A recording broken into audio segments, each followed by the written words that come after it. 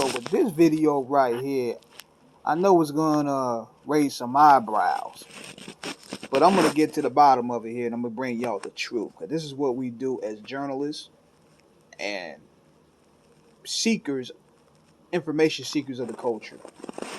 Now, this debate been going on for the past decade since this happened, when Yayo revealed that Lord Superb, who passed away a couple years ago, he was a member of the American Cream Team Raekwon squad.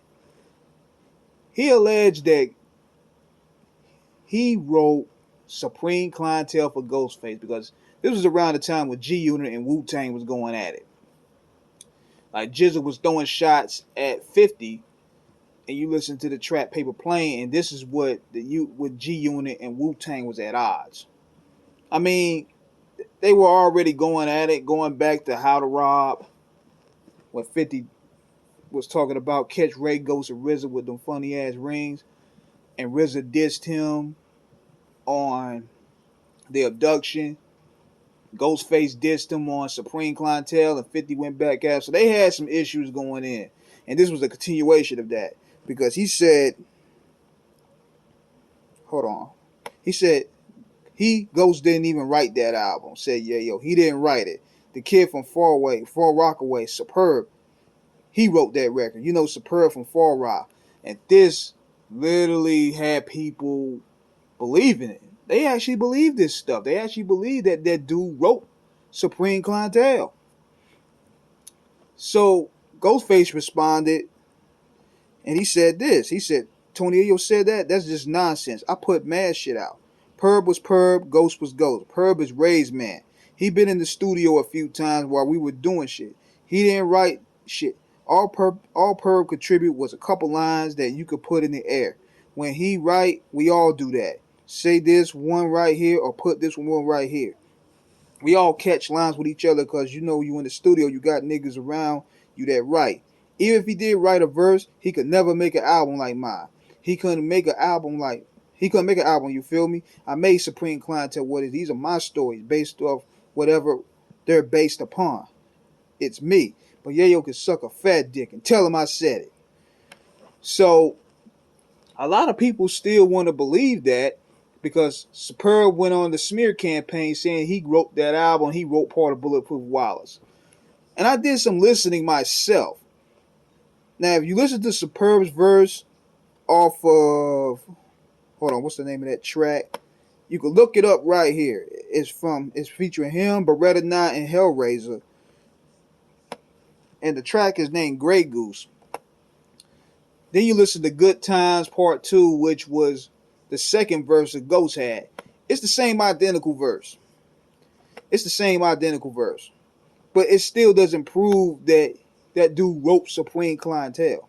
Because you could tell that Superb was an influence. He probably was an influence in crafting Supreme Clientele. When I say influence, it goes beyond just writing lines. I'm talking about like giving direction, like use your voice like this, or use this line right here. And Ghost probably gave him some lines. So they wrote together. They most likely wrote together. They had a fallout. And that's where the smear campaign started. He started going on different outlets saying Ghost didn't give him no credit. He wrote Supreme Clientele. I listen to a lot of Superb's music, and I don't hear that from Ghost at all.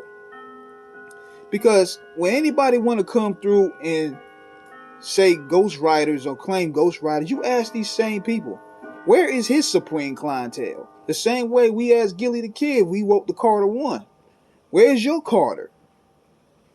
Because saying you ask these people that produced for Dr. Dre, where's your Chronic?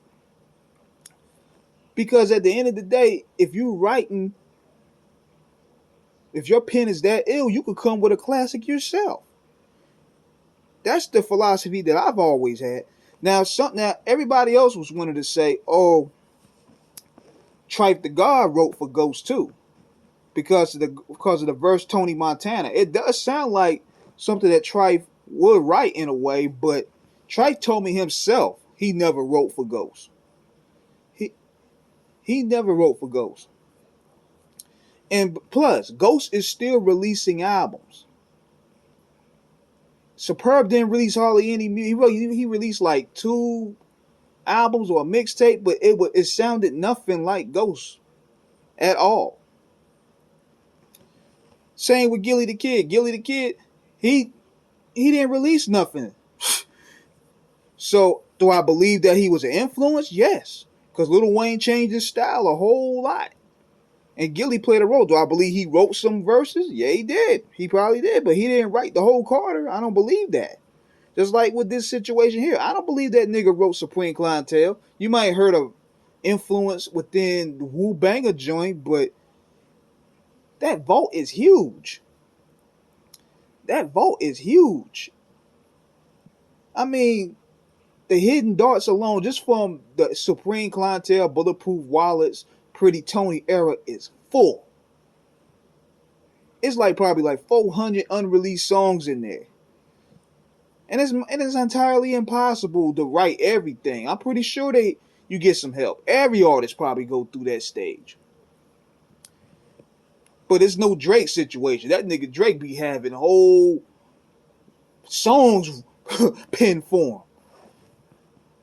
But at the same time, you also gotta ask this: if these guys were so great, where are their Drake's type songs? They're not making them hit records like Drake.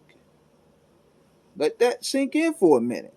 So people love to bring up the Ghostwriter topics because it's very controversial, it's juicy, and it makes headlines. But you ask these same people, where's yours? That's all I got to say about this. So let me know what you guys think in the comments. I doubt that he wrote that album for Ghost because it sounds too. Superb himself don't really sound like Ghost on a lot of songs. His flow is a bit too choppy. Only thing he has similar to Ghost is the pitch. The high pitched voice at times. But other than that, I don't see. There's no way that nigga wrote Supreme Clientele. Unless reference tracks start popping out. Until then, it is what it is. But let me know what you guys think in the comments. This is King Eric signing out. Holla.